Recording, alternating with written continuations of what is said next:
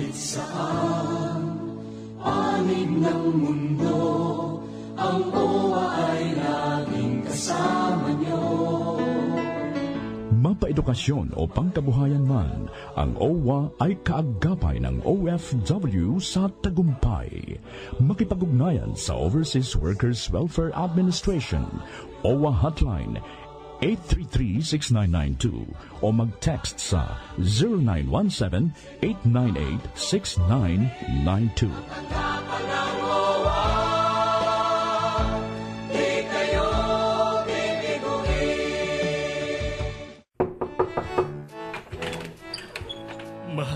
May bago na naman daw benepisyo ang PhilHealth para sa OFW na katulad ko simula April 1. We, hindi nga. Totoo! Ito ang Primary Care Package o PCB1. Paano naman ang aming kooperatiba? Kabilang din ba? Siyempre! Si Aling Goring, nakasali sa sponsored program, kasali ba? Sinabi mo pa! Ano-ano namang benepisyo ang kasali sa PCB1? Napakarami! Urinalysis, konsultasyon, lipid profile, at marami pang iba. At lahat yan, libre! Naku, bakit hindi mo naman sinabi kaagad? Tayo na at dadaanan ko pa si Kumare para makasama. Para sa kompletong detalye, tumawag sa 441-7442. Calling all overseas Pinoys! Ang inyong pinagsisikapan, aming pagdadagdagan! SSS Flexi Fund. Karagdagang serbisyo na palalakihin ang ipon mo. Dapat nasa maximum ang monthly SSS contribution at ang sobrang hulog mo ay maaaring ilagay sa Flexi Fund account. Safe at secured savings ito na mataas ang interes. Find out more. Visit the SSS Foreign Representative Office in your area or go to sss.gov.ph. Gabay ng OFW International. Isang oras na public service program para sa mga OFW. Tuwing Sabado, alas 8 hanggang alas 9 ng gabi, dito lamang sa Radyo Agila.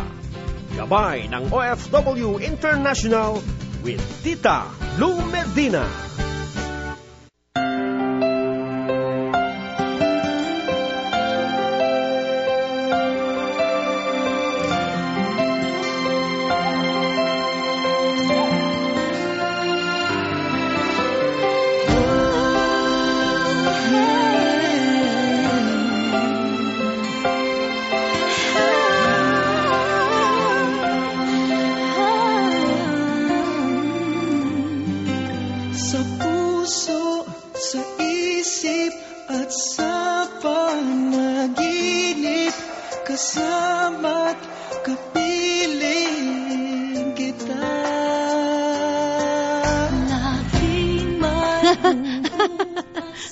Absent si Jonas. Binabasa ko yung text niya. Absent ako kasi nirayuma ang papa ko at hindi makapag-drive sa mga kapatid niya. Kasi ang tagal eh. Anyway, dito ka na lang. Makakausap natin mamaya ang Dole. Si Mr. Nikon Famerona, kaugnay ng Sex for Flight hearing, may resulta na kasi. Meron na makakasuhan o matatanggal sa pwesto. Makakausap natin mamaya si Nikon Fameron. Nag-absent si Jonas. Huwag yun ang hanapin. Nirayuma daw ang kanyang tatay. At walang magdadrive para sa mga kapatid niya. Kaya dapat sa pamilya lahat marunong mag-drive. Di ba? Mga anak ko lahat marunong mag-drive. Para pag inatake ako sa puso. Hindi ako makapag-drive. Hindi magdadrive for me. Lahat. Napakadali naman matutong magmaneho. Lalo na kung automatic yan. Nakakakain nga ako nagmamaneho, nakakapag-make-up ako eh. Diba? Doon sa Miriam College, dami niyang nagtitinda ng mais. Habang nagdadrive ako, makain ako ng mais. Kinabisado ko na yan. Anyway, palitan muna ng dolyar sa piso, 44.26 US dollar. Tawagan natin si Nikon. Australia dollar din yan. 39.82. Hong Kong 5.68. Singapore dollar is 34.43. Canada 41.96. Yen. Highlight. May buntot pa. Canada 41.96 yen. Japan yen 0.44. Euro 58.95. New Zealand 34.60, Saudi Riyal 11.76, Thai baht, 1.37 at UK pound, 68.80. Yan, pinakamataas, UK pound. Okay, 9 minutes after 8 o'clock, dito pa rin sa programang Gabay ng OFW hanggang alas 9 po tayo Saturday night. DZEC at tayo napapakinggan sa buong Pilipinas, sa DWIN 1080, Northern Luzon. Nakikinig yung friend ko from Singapore na for good na raw siya, si Beth Valdez. Pero ayaw niya magpa-interview, nahiya siya. Siguro lang naipon. Kasi alam niya, tatanong ko sa kanya, may naipon ka ba? Ilang taong ka nag-Singapore? Meron bang nangyari sa iyong pag-abroad? Si Beth Valdez, nakikinig ngayon. Hi, Beth! Yan sa Pangasinan. So, kung kayo nasa Pangasinan, mag-tune in lamang sa DWIN 1080. Mapapakinggan tayo dyan sa Northern Luzon, DXED 1224, Central Visayas, at sa Southern Luzon, DZEL 1260, at siyempre sa Metro Manila, sa 1062 AM. Ang mga gusto mag-apply ng trabaho abroad na walang placement fee, kailangan ng accountant. Naku, dyan, Paul. Kailangan ng accountant papuntang Australia, 24. Ito yung mga trabahong hindi na kailangan magbayad ng placement fee or salary deduction. Chef, kailangan din sa Australia. Kailangan din ng cook sa Australia pa rin. Lahat ito Australia, sa Perth, Australia. Operations shift supervisor at pastry chef. Yung pastry. Pig farmer. Kailangan din doon ng mga magsasaka. Magsasaka pa yung farmer. Yun, pig farmer. Pig farmer. Magsasaka. Nakalagay dito, pig farmers. 6 ang kailangan. Papuntang Australia. Farmer din ang tawag sa kanila. Magbababoy. Poultry, hog raiser. Yun. Sa atin tawag sa atin yan, hog raiser. Poultry and hog raising. Yan. Pero sa kanilang tawag sa kanila, pig farmer. Farmer pa rin. Kasi magsasaka, hindi lang bukid, pati yung mga animals, mga kahayupan. Poultry and hog raising. Kailangan din ng sushi chef sa Australia. Systems analyst, dito ka pasok. Systems analyst, 24 ang vacancies. At sa Queensland, kailangan din ng autodenter o panel beater. Ito yung mga sasakyan naman to autodenter. Parang dentist, autodenter. Yan, kailangan ng 5 papuntang Queensland, Australia. Mamaya babanggitin pa natin yung ibang bakante ng trabaho na walang placement fee. Malalaman nyo yan sa www.workabroad.com.ph at pwede rin sa DOLE, Department of Labor and Employment, dole.gov.ph.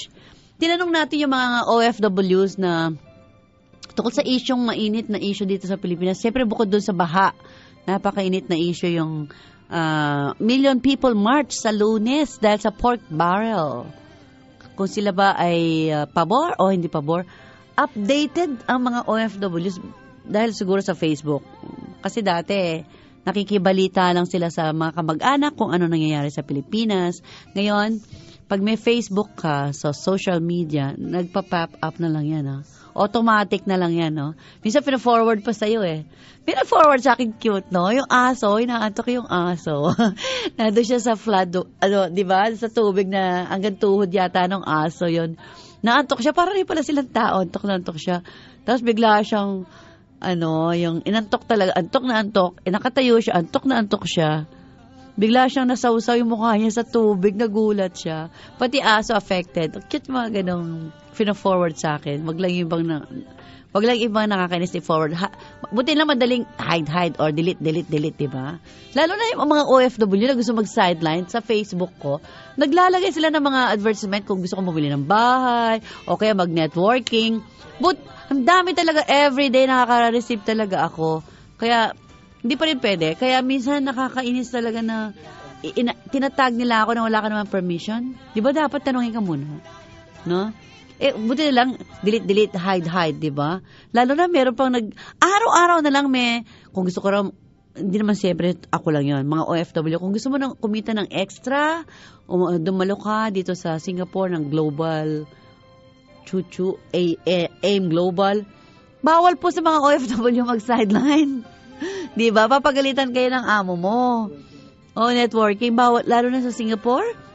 Napakahigpit ng mga networking na yan. Pati mga insurance companies doon, napakahigpit, kailangan mo ng mga permits sa gobyerno. Kaya yung mga OFW, talagang sa Facebook sila bumabawi. Nagre-recruit sila sa Facebook. Ipapakita yung mga pictures na ito, nakabili ng kotse, nakabili ng bahay, dahil sumali sa networking. Inad ako hindi ko siya kilala. Siyempre, mga listeners, no? Add sila ng add. Confirm naman ako ng confirm. Invite sila ng invite. Sige, confirm ako ng confirm. Accept ako ng accept. Kasi pag di mo in-accept, baka sabihin suplada ka. Kasi broadcaster ka. Tapos everyday nakaka-receive ako sa kanya. I-unfriend. Buti na lang madali rin mag-unfriend. Ang punto ko rito, yung mga OFW, hindi na sila magtatanong sa kamag-anak nila sa Pilipinas kung anong nangyayari dyan. Kasi everyday talaga may feed sila. Kung ano nangyayari, kung gaano kalaki ang baha. So yung Million People March, tinanong ko sila kung anong masasabi nila o anong, kung ikaw tatanungin, pabor ka ba na i-abolish ang pork barrel? Yan, sumagot sila. Mamaya babasahin ko. Okay. 13 minutes after 8 o'clock, dito pa rin sa gabay ng OFW. Mag-isa ako, wala si Jonas. Kung alam ko lang, sana nag-prepare ako para doon sa business segment. Pero syempre, mag-share ako ng usapang negosyo tungkol sa food naman. Dapat may mag-interview sa akin kasi wala si Jonas. Quincy, interviewin mo ako tungkol sa negosyo ko.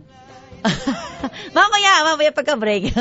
Para i-share ko sa mga OFW. Pero kakausapin pa natin si Nikon. Di ba yung food business, kabisado ko yan, pero gusto ko may magtatanong sa akin kung ano yung do's and don'ts, yung mga advantages, o may lugi ba ang negosyo. 4 na araw na kaya akong break-even. Kasi, nagluluto kami, walang tao. Dahil umuulan, summer, mainit, sobrang init, mamaya kukwento ko. Yung usapang negosyo po, sige, wala si Jonas, kaya ako nalang mag-share ng food business na small karinderya o small canteen. Yan, makalipas ang ilang paalala.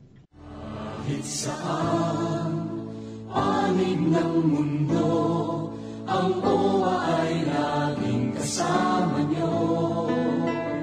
Mapaedukasyon o pangkabuhayan man, ang OWA ay kaagapay ng OFW sa tagumpay. Makipag-ugnayan sa Overseas Workers Welfare Administration, OWA Hotline 833-6992 o mag-text sa 0917-898-6992.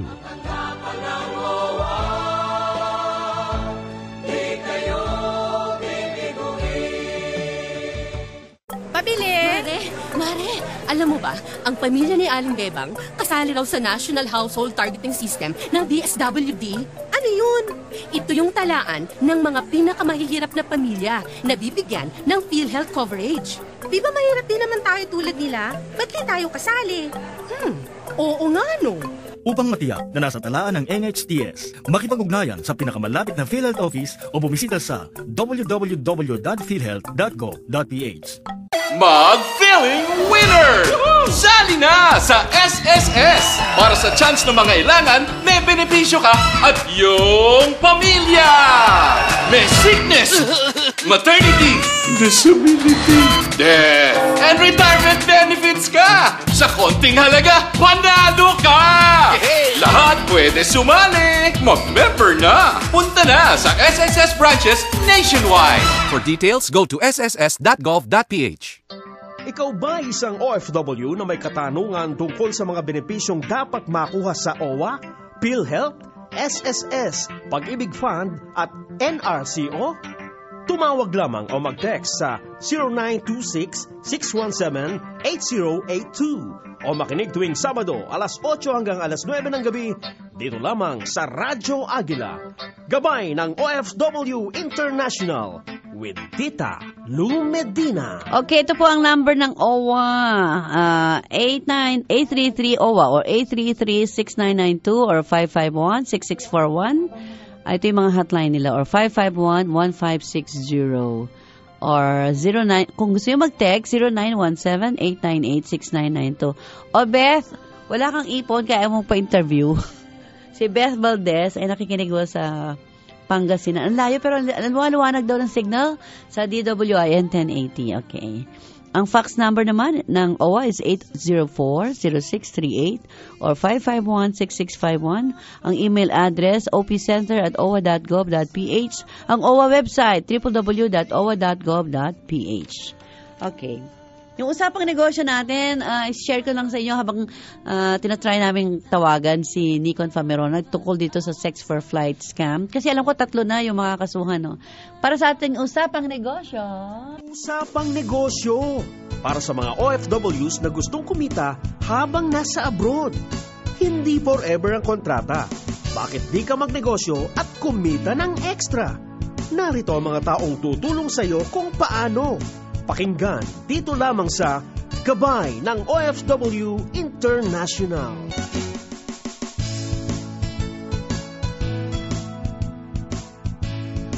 Kaya share ko ngayon yung food business na small canteen.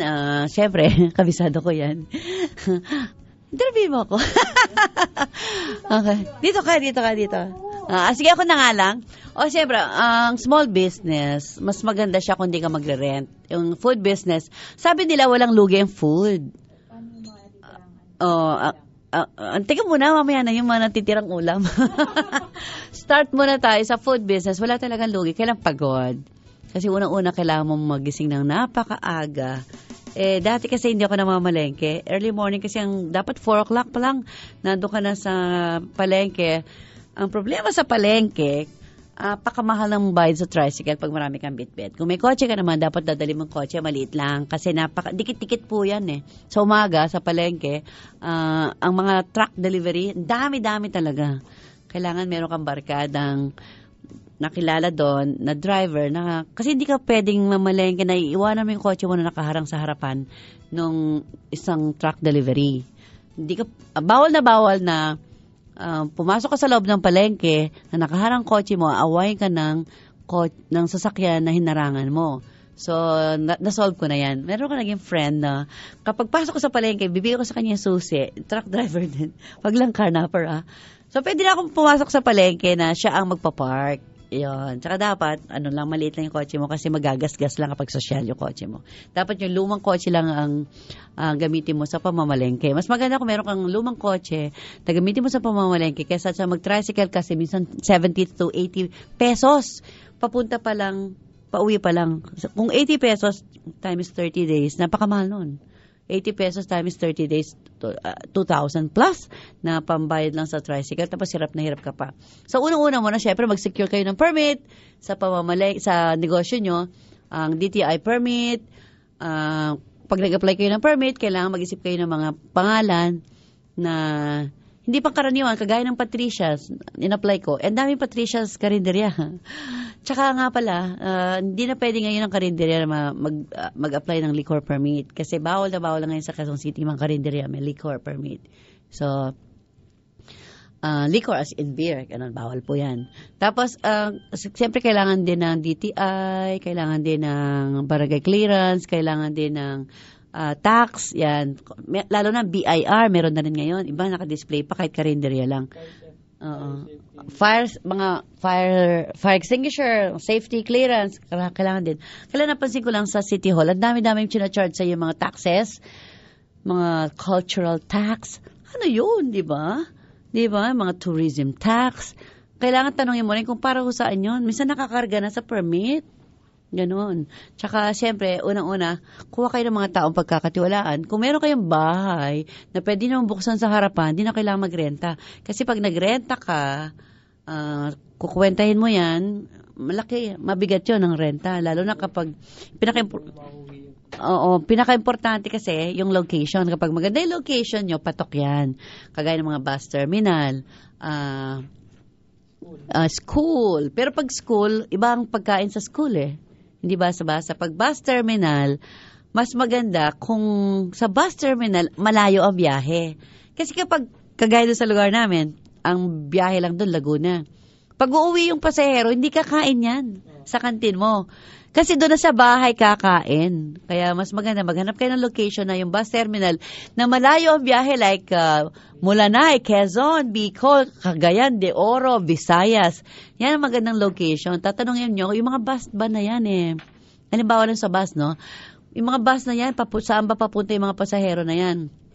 Kung alam mo, ang biyahe na Bisaya talaga, Samar, ganyan, sigurado, yung pasahero, bago umalis, kakain. So, may kita ka. Kung ang biyahe niya napakalapit lang, 1 hour, 30 minutes, hindi kakain yan, yung pasahero. Doon na sila bahay nila kakain kasi baka magalit pa yung misis niya. Saan ka kumain? Lapit-lapit lang ng Cubao to Laguna. Sino kasama mo?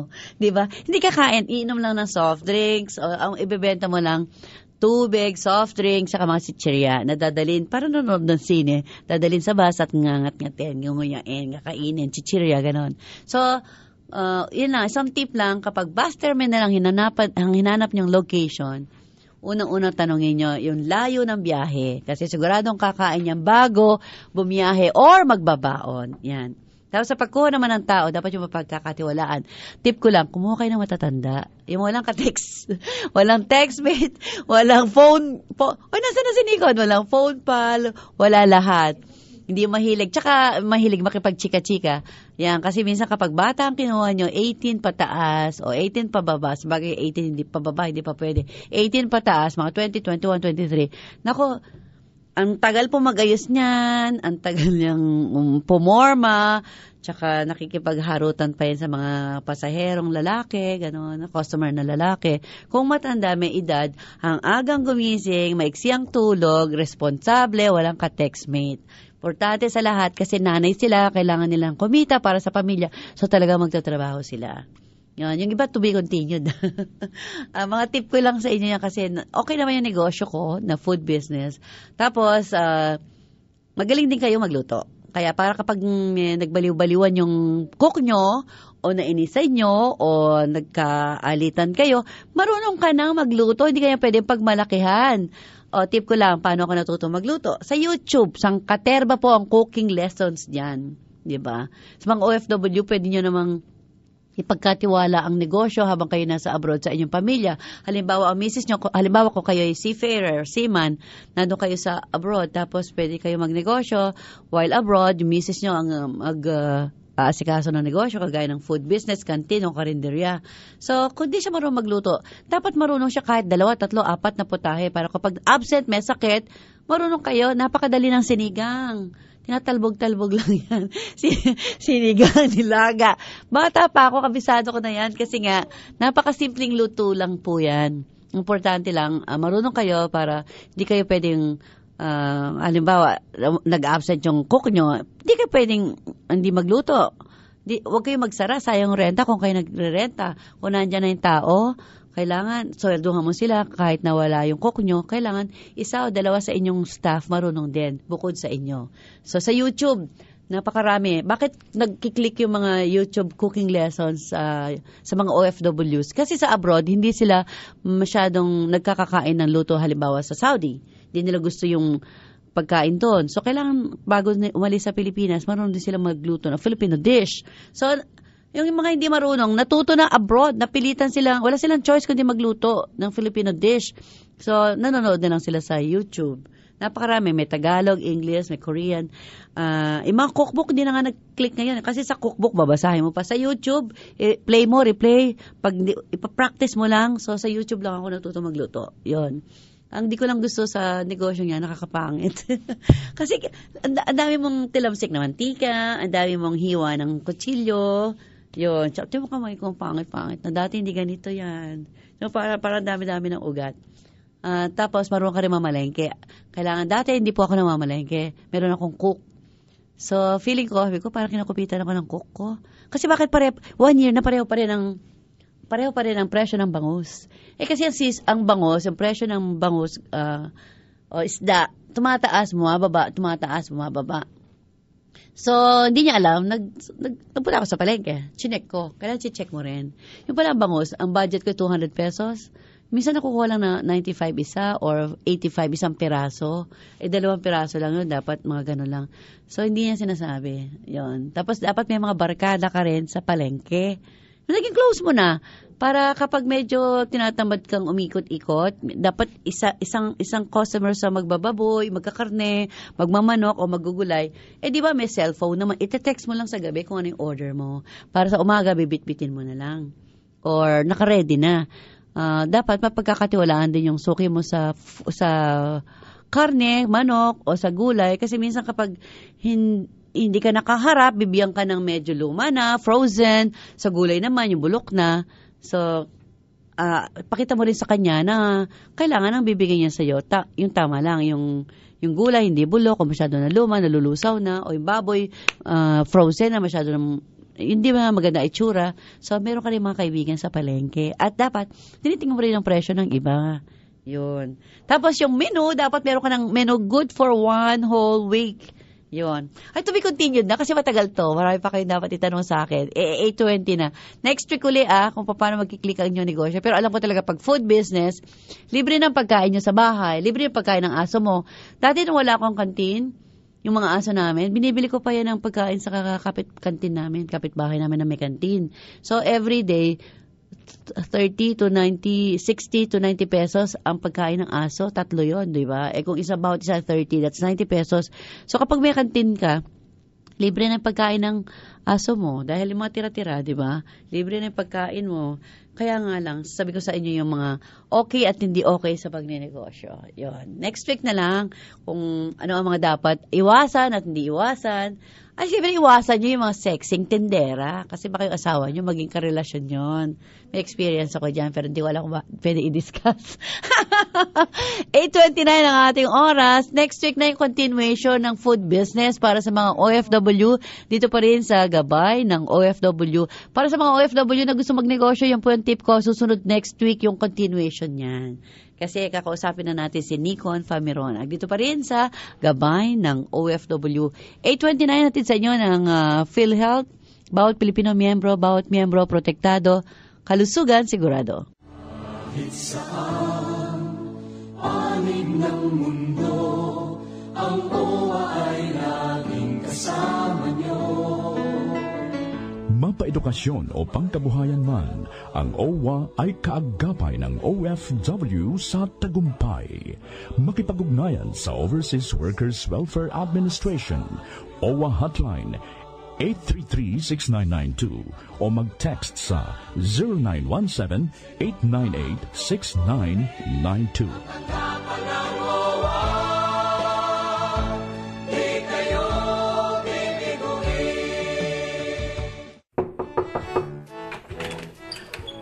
Mahal, may bago na naman daw benepisyo ang PhilHealth para sa OFW na katulad ko simula April 1. We, hindi nga. Totoo! Ito ang Primary Care Package o PCB1. Paano naman ang aming kooperatiba? Kabilang din ba? Siyempre! Si Aling Goring, nakasali sa sponsored program, kasali ba? Sinabi mo pa! Ano-ano namang benepisyo ang kasali sa PCB1? Napakarami! Urinalysis, konsultasyon, lipid profile, at marami pang iba. At lahat yan, libre! Naku, bakit hindi mo naman sinabi kaagad? Tayo na at dadaanan ko pa si Kumare para makasama. Para sa kompletong detalye, tumawag sa 441-7442.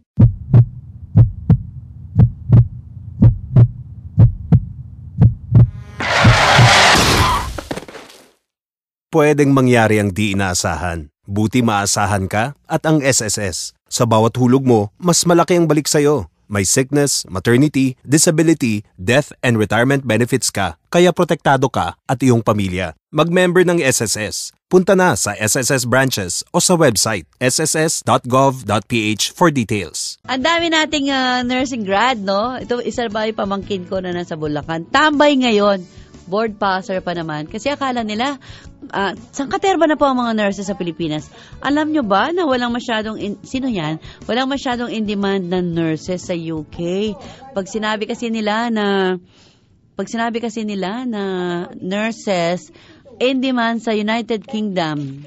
Pero actually, hindi na po kailangan masyado ngayon ng nurses sa UK. Sino yan? Si POEA admin? Si Nikon. Sige. Hi, Nikon. Magandang gabi. Welcome sa ating programang Gabay ng OFW. Ito si Tita Lou Medina. Magandang gabi, Nikon, ang spokesperson ng Dole. Magandang gabi, Nikon. Hi, Nikon. Parang ventilador. Hi, Nikon. Nakakatuwa yung mga pangalan. Hi, Nikon. Magandang gabi. Hi, Nikon. Hindi niya marinig. Tatanungin natin si Nikon kung ano nang nangyari. Dito, ikaw na kaya? Kung ano na nangyari sa Sex for Flight scam o investigation sa Senate. Magandang gabi, Nikon. Okay, tutuloy ko lang aking dinidiscuss kanina. Tatlo-tatlo na kayo dyan, ha? Tatlo-tatlo na kayo dyan, ha? Hi, Nikon. Magandang gabi. Take 2. Hi, Nikon. Nikon, magandang gabi at welcome sa ating programang Gabay ng OFW. Okay, wala daw masyadong demand for Filipino nurses in UK. Tatanungin natin mamaya ang POEA. At kasi nga maraming nursing graduate na nagpupunta doon, mga job seekers na kala nila maraming vacancies na ina-advertise kasi through social media channels. Ayon sa POEA, meron silang nare-receive ngayon na mga sindikato na nagre-recruit ng mga nurses papuntang United Kingdom o UK. Pero dati talagang kailangan ng mga nurses sa UK, sa US. Pero ngayon, sinasabi na po ng POEA na hindi na sila masyadong in demand. Okay. Oo. Nasalayan na pa natin si Nikon Fameronag. Okay. Game na. Ayan. Hi, Nikon. Magandang gabi, Nikon. Naririnig mo ko. Hi, Nikon from Batangas. Hi, Nikon. Hello, Nikon. Hi, Nikon. Sige, balik tayo. Play mo na muna yung aking commercial o babanggitin ko na muna yung sinasabi ko. Hi, Nikon, magandang gabi. Hello, Lou. Ay, salamat. Nasa Eric ka na. 30. Okay. Magandang gabi sa mga tagapakinig ng Gabay ng OFW. Okay. Uy, Nikon. Mabiyahe kasi ako, Lou, kaya medyo erratic ang signal natin. Pero stop ka muna. Magandang gabi yung mga tagapakinig. Lalo na yung mga nasa Taiwan. Oo nga, mobile ka, no? Park ka muna, park. Hi, Nikon, kumusta na yung Senate investigation dun sa Senate for Flight scam o scandal? Meron na bang resulta? Meron, Lou. Actually, yung tanong mo, kumusta na ang Senate investigation, hindi ko masasagot yan kasi Senado yan. Pero ang masasagot ko, yung investigation ng Dole Investigating Team. Okay. Oo. At kahapon, nagpalabas na tayo ng resulta ng investigating team kung saan inaprobahan ni Kalihim Rosalinda Dinapilis Baldos ang rekomendasyon ng investigating team na mag-file ng charges laban dun sa 3 opisyal na di umano'y nasasangkot sa sex for fly activity sa Kuwait, sa Jordan at saka sa Saudi Arabia. Di umano kasi magkakaso na kayo. Ibig sabihin sigurado na kayo. Anong kaso? Ang sabi ng investigating team, Lo, si Labor at si Adam Musa, na siyang pinuno ng Polo sa Riyadh, ay i-charge ng gross negligence. Yung pangalawa, si OIC Labor at si Mario Antonio, na nakatalaga sa Jordan, ay i-charge ng grave misconduct. Bakit? Isa pa. At saka yung pangatlo, si Assistant Labor Attaché Antonio Villafuerte ay i-charge ng simple negligence kasama ang charge na sexual harassment. Sa tatlo, ito may sexual harassment. Dati saan ba to? Kuwait ito? Sa Saudi Arabia. Saudi. So, itong kilala ko itong si Mario Antonio, napakabait nito, taga Bulacan nito, OIC Labat na pala siya ngayon. Oo nga, pero hindi, kaibigan din natin yan, kaya lang, yun ang nasumpungan ng investigating team na inaprobahan naman ng ating kalihim na si Kalihim Linda Baldos. So, wala tayong magagawa, kundi sundin yung proseso. And, kailangan lumabas yung katotohanan at saka yung labor justice para makita ng sangkapilipinuhan na hindi kinukundina ng Department of Labor and Employment ang anumang kaaliwaswasan ng mga opisyal nito sa pagganap sa kanilang mga tungkulin bilang mga opisyalis ng gobyerno, Lo. Pero negligence lang ibig sabihin, pabaya. Baka naman masyado silang busy. Isa lang sa tatlo yung may sexual harassment, si Antonio Villafuerte. Oo, isa lang, Lo.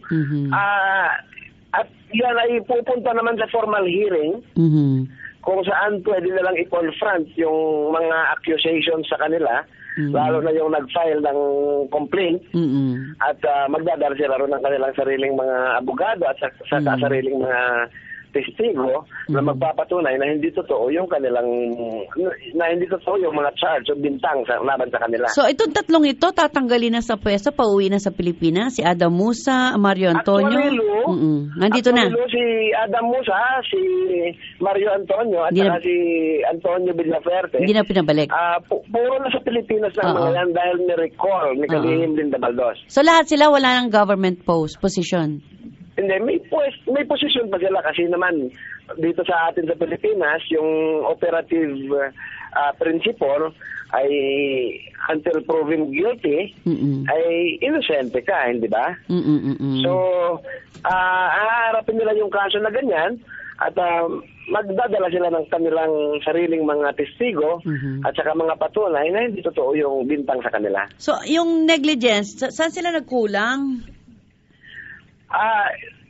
Ayon dun sa report ng investigating team Blue, nakakita sila ng prima facie evidence laban sa tatlong opisyal at ayun nga ang mga charge sa kanila na gross negligence, grave misconduct at saka simple negligence. Kasi yung negligence kasi o yung misconduct, defined kasi sa civil service rules yan.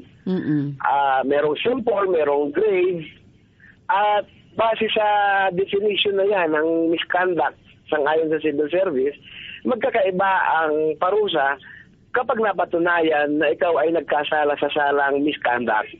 Okay. So ayaw mo na i-detalye. Yung kay Antonio Villafuerte, sexual harassment, ano bang ginawa? Hinipuan yung OFW, ganun? Ito yung bintang ng tatlong babae na nagsampa ng kaso laban sa kanya, ng complaint laban sa kanya sa Department of Labor and Employment. At yan naman ay makikita natin kapag isinagawa na ang formal hearing dahil yung mga special hearing panels na binuo ni Kalihim Linda Baldos ay binibigyan ng 15 araw upang tapusin ang hearing. Yun namang Committee on Decorum and Investigation na itinatalaga o itinatakda ng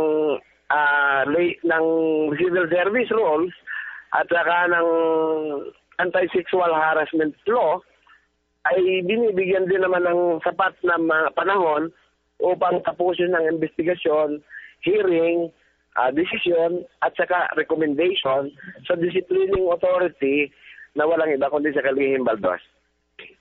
Okay, alam mo naman naka-unlimited kami sa Globe pero napuputol after 10 minutes. So, babalikan ka namin sa issue naman sa Egypt, no? Wag ka muna aalis at tawagan mo.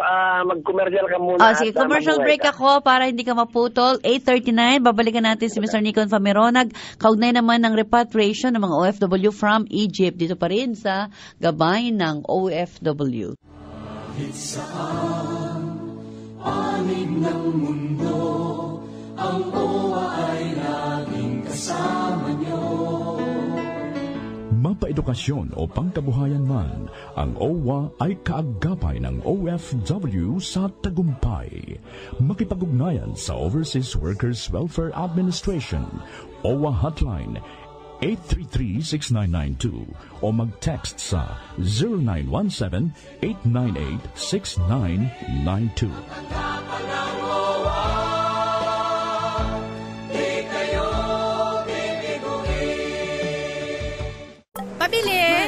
Mare, alam mo ba, ang pamilya ni Aling Bebang kasali raw sa National Household Targeting System ng DSWD. Ano yun? Ito yung talaan ng mga pinakamahihirap na pamilya na bibigyan ng PhilHealth coverage.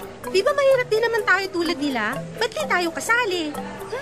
Oo nga no. Upang matiyak na nasa talaan ng NHTS, makipag-ugnayan sa pinakamalapit na PhilHealth office o bumisita sa www.philhealth.go.ph. Calling all overseas Pinoys! Ang inyong pinagsisikapan, aming pagdadagdagan! SSS Flexi Fund. Karagdagang serbisyo na palalakihin ang ipon mo. Dapat nasa maximum ang monthly SSS contribution at ang sobrang hulog mo ay maaaring ilagay sa Flexi Fund account. Safe at secured savings ito na mataas ang interes. Find out more. Visit the SSS Foreign Representative Office in your area or go to sss.gov.ph.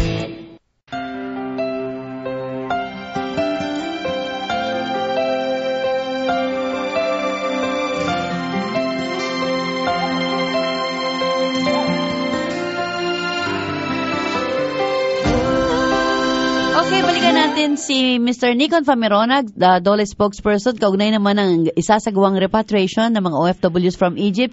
Nikon, ano ang latest? Meron na ba dumating na OFW from Egypt? Di ba? Ang gulo-gulo doon ngayon.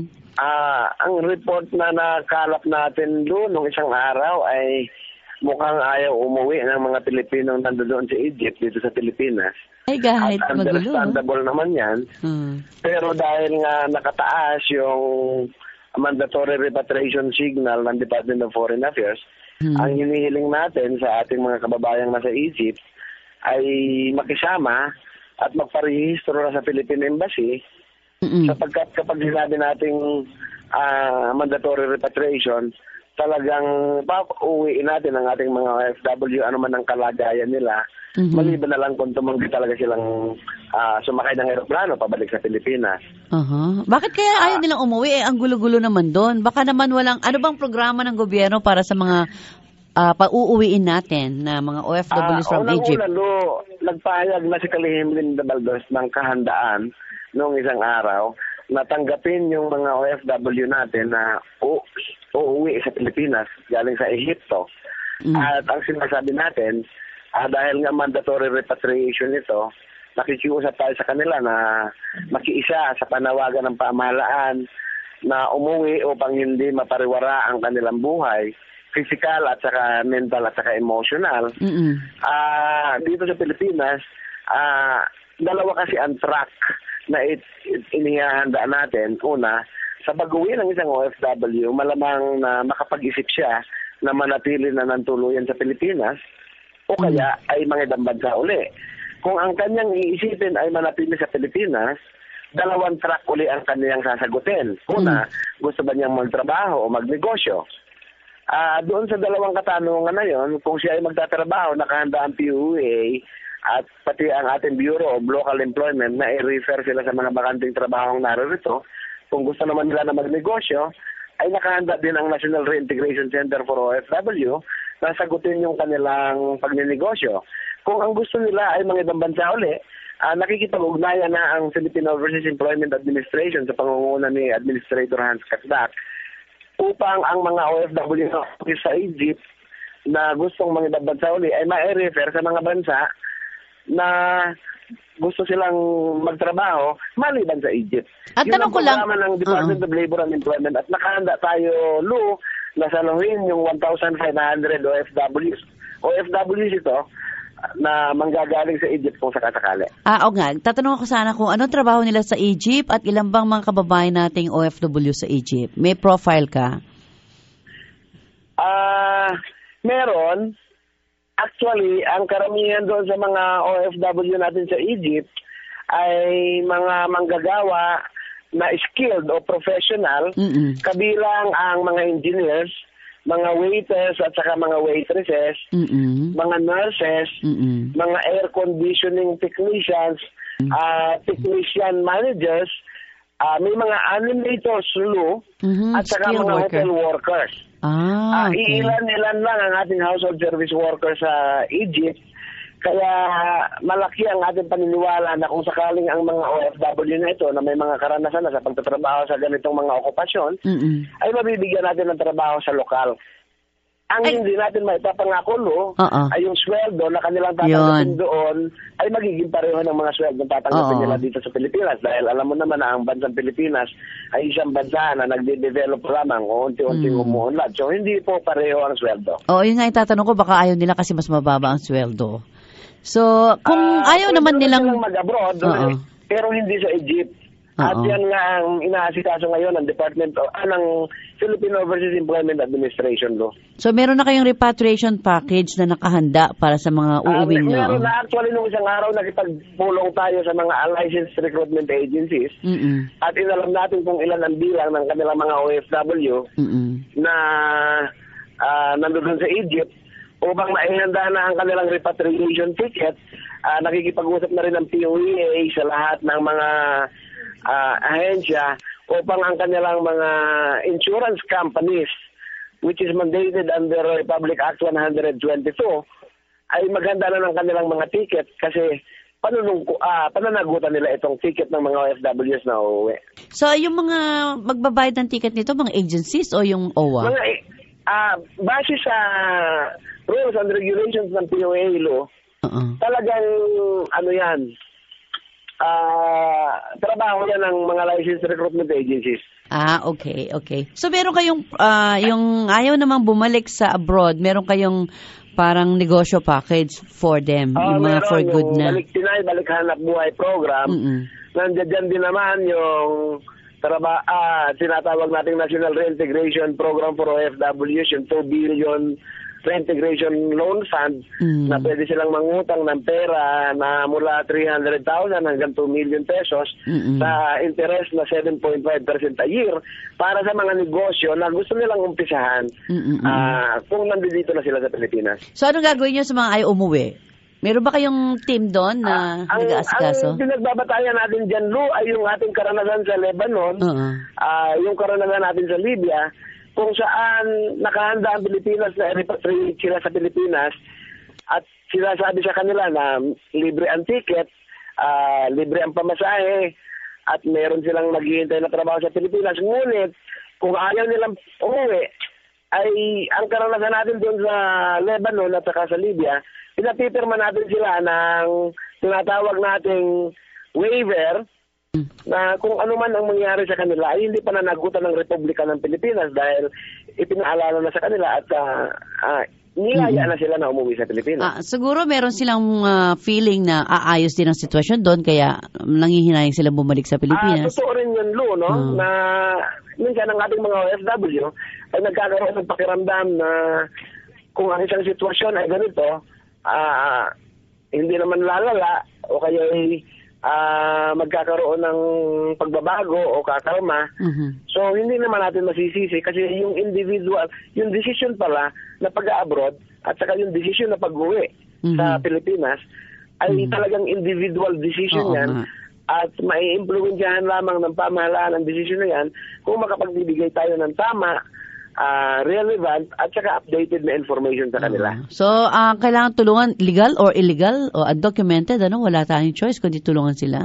Wala kasing pinipili ang gobyerno, Lou, pagdating sa ating mga OFWs, maging illegal yan o legal, member man ng OWA o member o hindi man member, iyan po ay tinutulungan ng pamahalaan sa pamamagitan ng Overseas Workers Welfare Administration. Okay. Maraming salamat at nalinawan tayo na... So, wala pang schedule ng biyahe from Egypt papunta sa Pilipinas, mga OFW?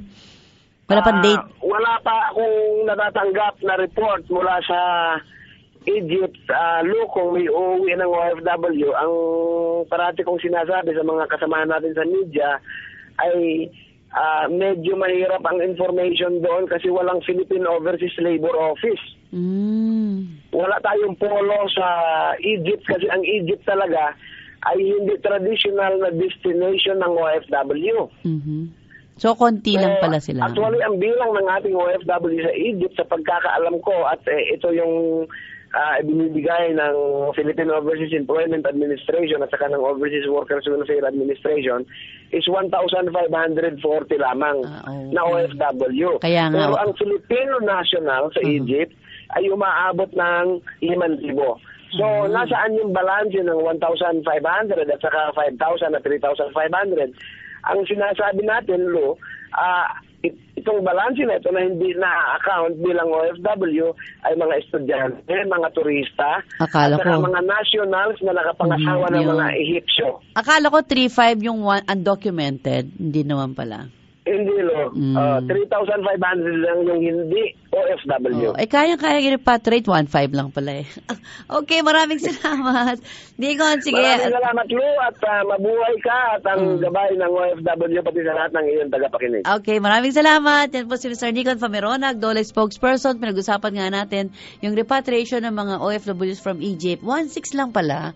Yung 3,500 estudyante, tourist at nakapag-asawa ng Egyptian. Yon. Okay, si Mr. P sa POEA Administrator naman makakausap natin, tatawagan natin makalipas ang ilang paalala at meron din kami mga announcement ng trabaho na walang placement fee dito pa rin sa gabay ng OFW. Saan, panig ng mundo, ang OWA ay laging kasama niyo. Mapaedukasyon o pangkabuhayan man, ang OWA ay kaagapay ng OFW sa tagumpay. Makipag-ugnayan sa Overseas Workers Welfare Administration, OWA Hotline 833-6992 o mag-text sa 0917-898-6992.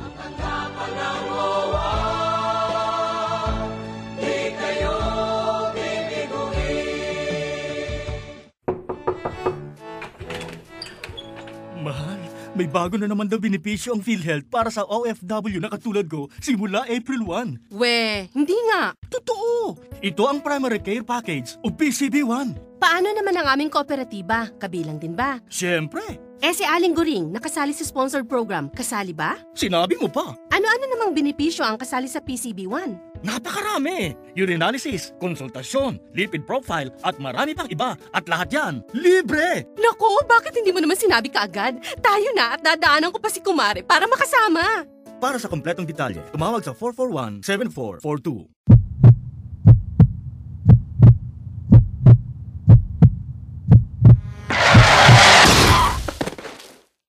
Pwedeng mangyari ang di inaasahan. Buti maasahan ka at ang SSS. Sa bawat hulog mo, mas malaki ang balik sa'yo. May sickness, maternity, disability, death, and retirement benefits ka. Kaya protektado ka at iyong pamilya. Mag-member ng SSS. Punta na sa SSS branches o sa website sss.gov.ph for details. Ikaw ba isang OFW na may katanungan tungkol sa mga benepisyong dapat makuha sa OWA, PhilHealth, SSS, Pag-ibig Fund at NRCO? Tumawag lamang o mag-text sa 0926-617-8082 o makinig tuwing Sabado alas 8 hanggang alas 9 ng gabi dito lamang sa Radyo Agila.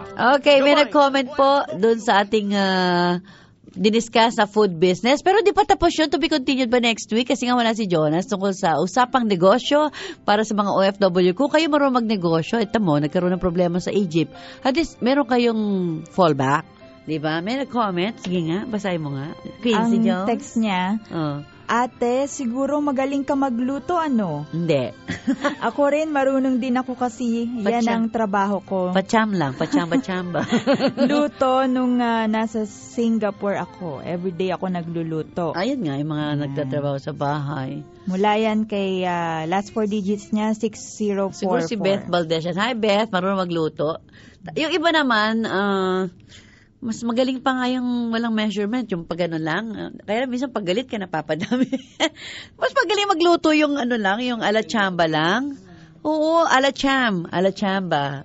Pacham, yun. Mas magaling pa nga magluto, yung dadakot ka ng asin, tapos gaganon mo. Mas magaling pa sila kaysa measurement pa. Karindiri naman, wala naman measurement. Kalat lang yan sa kusina. Anyway, to be continued yung aking food business next week. Di pa tayo tapos, mahaba pa yun. Siguro mga 2 Saturdays pa natin pag-uusapan ng food business. Karinderya pa lang yun, wala pa yung iba. Okay, kailangan ng staff nurse sa Australia uli. Sheet metal fabricator. Dapat mahaba ang bigas ng sheet, wag sheet. Kasi iba ibig sabihin nun. Sheet metal fabricator from Australia. At auto denter from Western Australia. At siyempre, pastry chef sa Australia pa rin. Nandiyan na si admin. Okay, meron na lamang tayong 7 minutes before 9 dito pa rin sa gabay ng OFW. May good news po sa lahat ng mga OFW na nagbabakasyon sa Pilipinas o yung mga balik manggagawa na tinatawag, ay meron na po silang, kung tinatamad silang magpunta sa POEA, meron na pala sa SM Manila. Magandang gabi, admin. Bilu at sa yung mga tagapakinig po. Okay, meron pala kayong kausap na pwede na palang mag-process ng OEC or Overseas Employment Certificate sa mga mall? Oo. Well, una, in terms of yung pagkuha ng OEC, pwede naman yan sa mga POA offices, hindi lang sa central office sa Mandaluyong, kundi nationwide, in major cities all across the country. Tapos here, dito within NCR, ay dinagdag pa natin bukod sa central office, meron tayong 3 mall satellite. Banggitin niyo po. Manila, Trinoma, at saka Duty Free Paranaque. Sabi natin balik manggagawa sa mga nakikinig, ang balik manggagawa po yung mga rehire o yung mga nagbabakasyon na babalik sa abroad, di po ba? That's right. Bumabalik sa abroad to the same employer. Okay, so ano po ang dapat nilang i-present, lalo na yung mga nakikinig ngayon, mga magbabakasyon, lalo na ngayong December, pauwi sa Pilipinas, ano ang kailangan nilang dalhin sa mall? Ano mga documentary requirement na pwedeng i-present? Well, mainly, ano naman yan, yung passport at yung pagpapakita ng visa o work visa o yung entitlement nila makapagtrabaho doon sa pupuntahan nilang destinasyon. Okay. Admin, kasi napag-usapan namin kanina ni Nikon on air bago namin kayo tinawagan, yung repatriation ng mga OFWs from Egypt at meron nga palang repatriation package ang DOLE. Kung ayaw po nilang magkaroon ng negosyo o mag-avail ng repatriation package, matutulungan ba sila ng POEA na makahanap uli ng panibagong employer? Lub, bago ko sagutin yan, meron ako idagdag na sagot doon sa previous mong tanong. So, passport, sa mga balik manggagawa, passport, visa, at saka kung kailangan nilang mag-renew ng kanilang OWA PhilHealth Pag-ibig membership, ay dapat din nilang i-update yon. Tapos, merong 100 pesos fee para doon sa OEC. One-stop shop na pala siya. Oo, tama. Merong yung OEC na igagawa dun sa balik manggagawa, yun na rin yung resibo na kabayaran, proof of payment ng PhilHealth at Pag-ibig contribute. Alam nyo, gusto ko yung mga satellite office nyo kasi alam nyo yung mga nagbabakasyong OFW, shopping, kasama pamilya. So maganda yung napili yung partner, no, na sa mall na gawin, no, yung pagkuha ng mga requirement o OEC, no. Maganda po yan kasi minsan nakakalimutan lakarin yung mga papeles dahil yaya yung mga anak sa mga shoppingan. Sa mga shopping mall. At kung mapapansin mo, Lou, strategic yung mga location. So yung Manila, sa west side ng NCR, and then ito naman sa north, yung Trinoma, Duty Free Paranaque sa south. Ang kulang lang dyan, yung eastern portion, at yun na yung sinasakop ng central office sa Mandaluyong within NCR. So all corners of the NCR ay nasakupan na po natin. Okay, maganda po yan. Okay, admin yung tinatanong ko kanina, kung ayaw pong magnegosyo yung OFW na i-repatriate from Egypt, sabagay konti lang po yun, sabi ni Nico, 1,500 lang. Yung iba ayaw pang umuwi. Kung uuwi po sila, pwede ba silang ihanap uli ng panibagong employer ng POEA? Well, meron talaga tayong sa POEA website, www.poea.gov.ph. Meron tayong job inquiry, job search engine. Type lang yung skill at doon pwedeng sabihin kung ano yung mga pending outstanding job orders na nasa talaan namin. So, nandiyan na yan kahit hindi pa man sila nakarating dito sa Pilipinas, ay pwede na nilang tignan yung job search engine na yan. And then second, of course, pwede tayo magkaroon ng referrals. Yung mga ahensya na nagde-deploy sa Egypt, ay kakausapin din namin kasi napansin namin yung mga ahensya na nagde-deploy sa Egypt, meron din mga job orders sa ibang bansa. So kakausapin na din namin sila kasi itong mga involved ngayon na recruiters for Egypt, baka na rin ang in a good position to redeploy or re-employ kung gusto man nung OFW na ma-re-employ uli sa abroad. Good. So ngayon pa lang ho sa mga kamag-anak na mga nasa Egypt, no? www.poea.gov.ph, sabihin nyo sa mga kamag-anak nyo, asawa nyo, anak nyo na nasa Egypt na doon pa lang, kung hindi masyadong magulo, pwede na silang bumiskita sa website at pwede na, may search engine doon na pwede silang makahanap ng bagong employer. At ang sabi nga ng POEA, may prioritize naman sila. Okay, naku, gusto ko pa sanang tanongin siya tungkol sa iba pang issue pero wala na tayong oras. Admin, tawagan kita ulit sa Saturday, ha? Admin? Putol? Ay, pabalikin natin.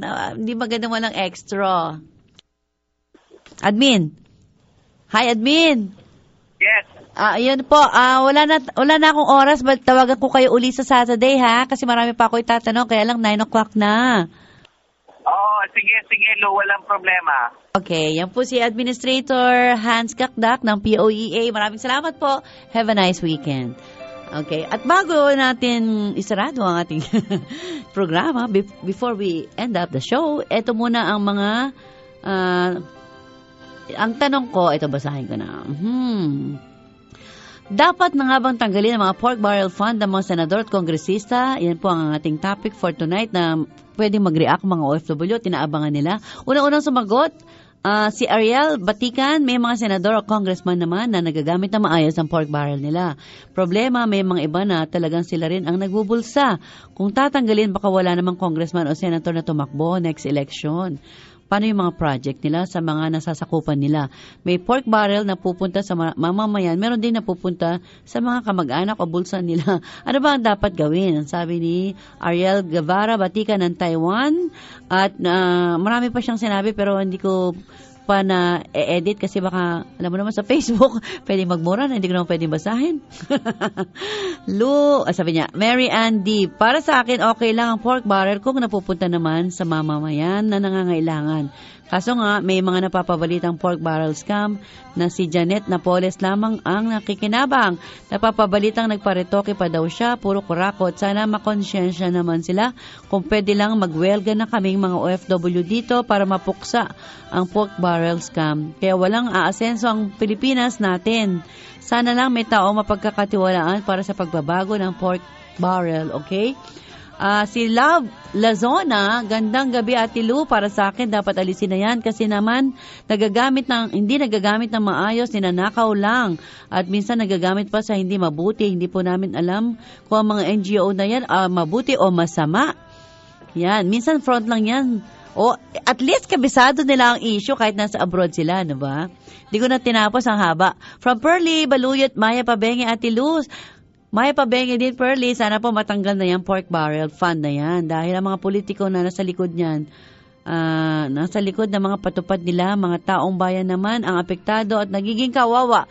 Ayan, late ako mag-post kasi ang mga OFW, meron din naman silang concern sa issue ng national issues o current events. Yan, at least. Next week na lang uli kasi I'm sure next week mainit pang issue na to. Wala na tayong oras. Mga binasa ko direkta dito sa aking Facebook. Nakikita nyo naman sa aking iPad. Hindi ko ma-edit kasi baka mabasa ko yung hindi dapat basahin. Kasi meron silang kalayaang magsabi. Kaya hindi ko na-edit. Direkta kong binabasa sa aking iPad. Okay, maraming salamat po sa inyong lahat at sa ating mga nakausap. Yung continuation ng aking usapang negosyo, next week na, marami pa kayong malalaman tungkol sa small canteen business. Okay, maraming salamat kay John Paul Musa. I-add nyo siya sa inyong Facebook. Cute. at si Quincy Jones. At siyempre si Eric. Yan. Maraming salamat po. Sa pangalan ni Jonas Rivera na wala ngayon, na next week meron din siyang usapang negosyo segment. Ito po si Tita Lu Medina. Text nyo lang ako kahit wala ako sa ere, 0926-617-8082. Maraming salamat. Have a nice weekend. Gabay ng OFW International. Isang oras na public service program para sa mga OFW. Tuwing Sabado, alas 8 hanggang alas 9 ng gabi, dito lamang sa Radyo Agila. Gabay ng OFW International with Tita Lu Medina. Kahit saan, panig ng mundo, ang OWA ay laging kasama niyo. Mapaedukasyon o pangkabuhayan man, ang OWA ay kaagapay ng OFW sa tagumpay. Makipag-ugnayan sa Overseas Workers Welfare Administration, OWA Hotline 833-6992 o mag-text sa 0917-898-6992.